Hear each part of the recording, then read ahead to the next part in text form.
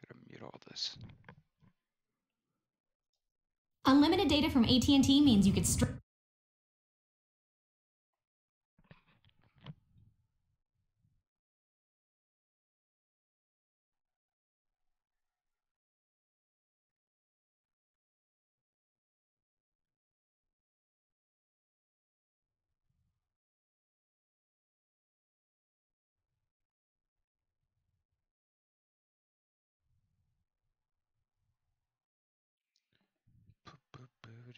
There we go. All right. Hello, everyone. Quad here, giving you my first impressions of the gameplay update for 6.87. Fair warning, I did start to read through these, and then realized I needed to be Twitch streaming these, and didn't realize why I wasn't. So I got a little bit down into it. I barely got to the items, so this first little bit I've seen. My opinions are that mine. I don't know whether this will be good, bad, or anything in between, so bear with me. If you have other opinions, that's fine. Let me know in the comments. But we'll see how this goes. We'll see what we think and see what big changes coming to Dota. Alright, so first off, reworked ranked all pick before the picking phase. There's 15-second there's a 15-second voting phase to ban heroes. Each player votes for a different hero. Afterwards, half of the heroes that were voted for will randomly be selected and banned. Can't vote for the same hero. Game displays who's been voted on, but not who voted for them. And the number of bans is equal to half the number of votes. If there's an odd number, it randomly goes up or down. And it won't choose more than 3 heroes from one specific team. I like it. Gets people work towards captain's mode without actually having to have someone be the captain and maybe screw you over if you're doing randoms. I do like that. It makes it to where you can't just like spam the same hero all the time. I think it's a good move. Very, very good move. This one's kind of weird. Each team now has a scan ability available in the minimap UI. It scans a targeted 900 AoE for 8 seconds. That's kind of big. Indicates whether there are enemy heroes in that area during 8 seconds. Starts on cooldown and has a global team-wide cooldown of 4.5 minutes. 4.5 minutes. That's decently long. I don't know. Okay, let me read the note. Does not consider units inside the Roche pit, so you can't ping Roche and see if they're there, which is good. But it does consider smoked units, so this could be a counter to smoking. Does not show how many heroes there are, just that there are enemies. Enemies do not know when your team casts it. I don't know. I'm gonna have to see this in play, and I'm gonna have to see some pros do it, and because it's gonna get in my low level, it's gonna get used, and it's gonna be for nothing, absolutely nothing. But it could be used to, hey, do you want to go up and rotate into the jungle, see if we can catch someone? Well, now you can check. Oh, is there someone up in that jungle? Okay, yes. All right, then we can rotate. If not, let's not do it. But I don't know. I don't know. That could be good or bad. I think it's just gonna time will tell on that. Starting HP increase, okay. Starting base HP or HP per strength increase, okay. Mana increase from 0 to 50. It's gonna be good for some heroes. Mana int reduce.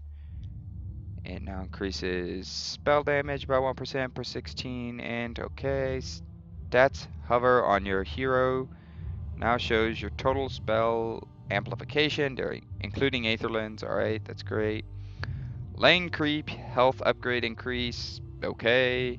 T2 now damage the same as T3. Okay. Making it a little harder to just push, push, push. I like. Towers now grant an armor aura to all allied heroes. T1 grant 1 armor. T2, 3, and 4 grant 3 armor. So it's going to be a lot harder to push into teams if they're under tower, which is good. True sight range reduced. That's nice. Should be the same as attack range. I agree with that. Initial bounty rune no longer gives experience, which is very, very nice, because if you were that mid here and the other team got a rune and you didn't, you were up fighting a big uphill battle to start anyways. Almost in any lane, because they had that half a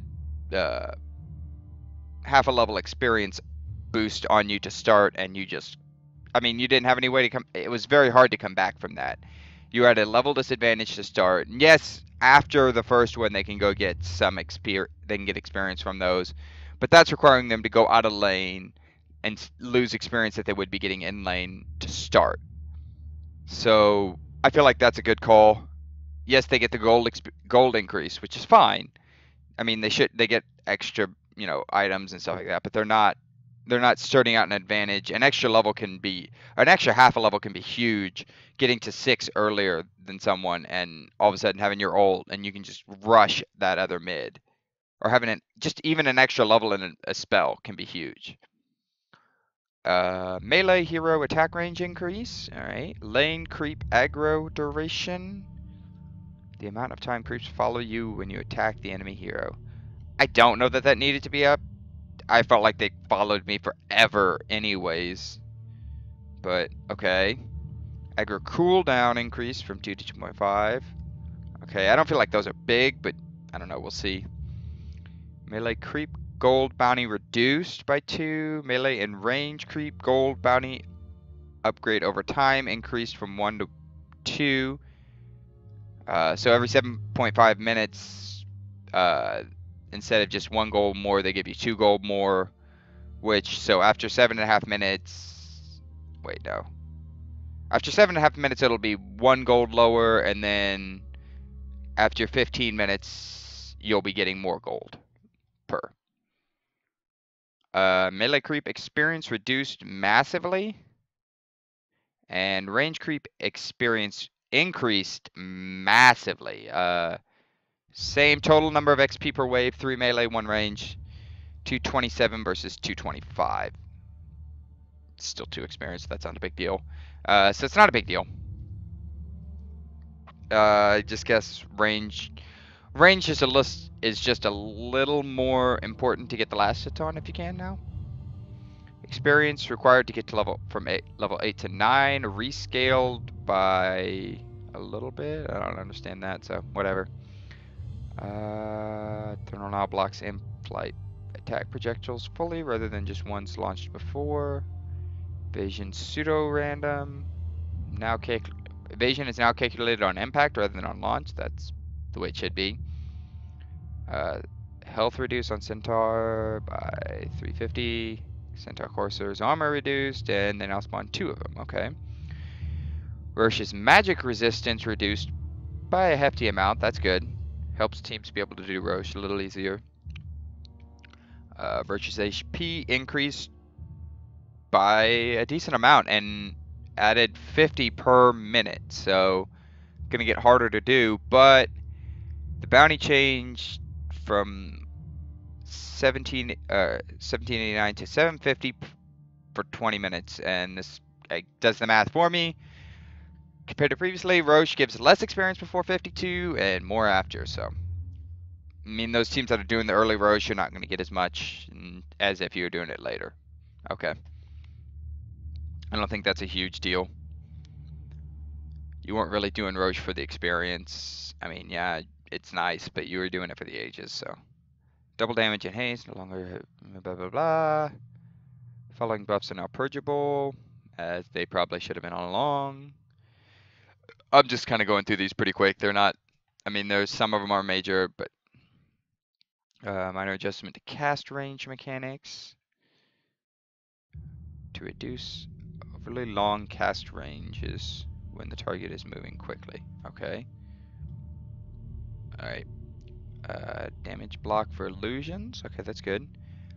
Dropped the pick time to 30 seconds in captain's mode, but added 20 extra bonus time. Adjusted the order of bans and picks, and there's the new ban pick if you want to look at that real quick. I don't think let me see.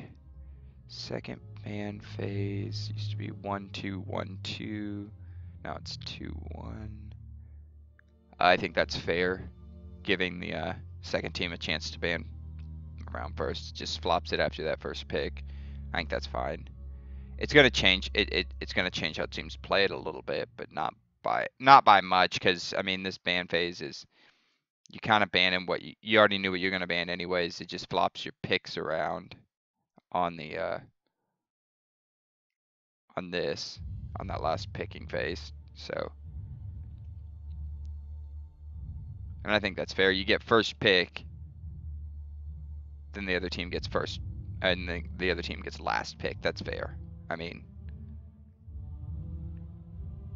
all right. Remove strong armor type and move defected units to soft, which is now renamed basic. Okay, Roche armor type from basic to hero.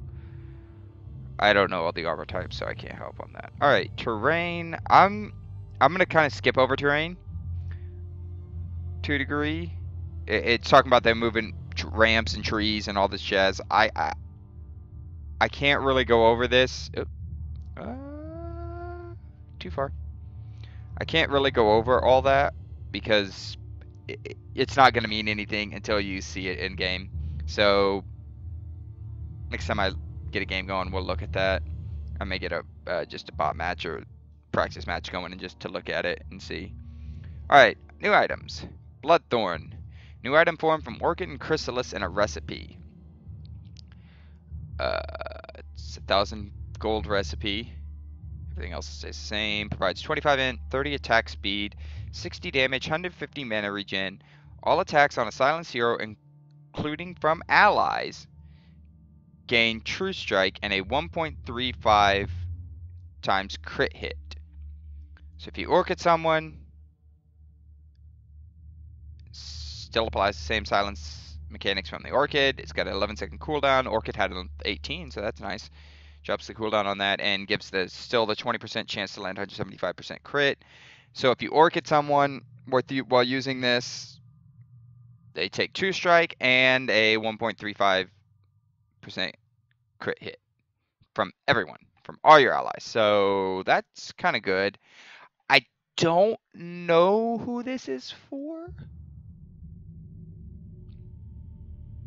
Off the top of my head, I'm trying to think who would already buy an orchid and a chrysalis to begin with. Maybe a Nature's Prophet?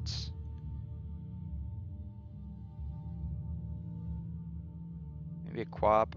I don't know. I don't know where this is coming from, but I mean, it sounds cool, but I think it's going to be very situational. I don't know. I don't know who's gonna buy them both, is the thing. I guess if you're already buying one, you could potentially go back for this. But I don't think it's something you rush. Okay, Echo Saber. New item formed from Oblivion Staff and Ogre Club. As you can see, I've done about 3 or 4 of these. So, Oblivion Staff Ogre Club. Normal provides 10 strength, 10 int, 10 attack speed, 15 damage, and 75% mana regen. Causes melee attacks to attack twice in quick succession. Your double attack applies a 0.6 second, 100% MSAS slow. Has a 5-second cooldown. Passive only works on melee heroes. So this doesn't work for Weaver and his Geminite attack. It doesn't work for any of your ranged heroes. But it does work for like a Sven. I think this is going to be very crucial on a Sven. Double attack with a...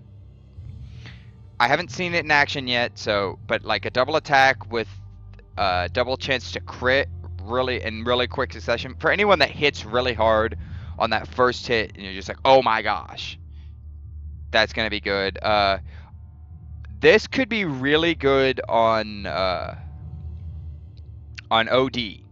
Now, I haven't read all the way down, so I don't know if they've changed OD or something. But this could be really good on OD. Get you stealing double the amount of int in that quick amount of time. So that could be actually really good. I think that's going to change a few item builds right there. All right, Blightstone. Reduces armor by 2 on attack, available in side shop, and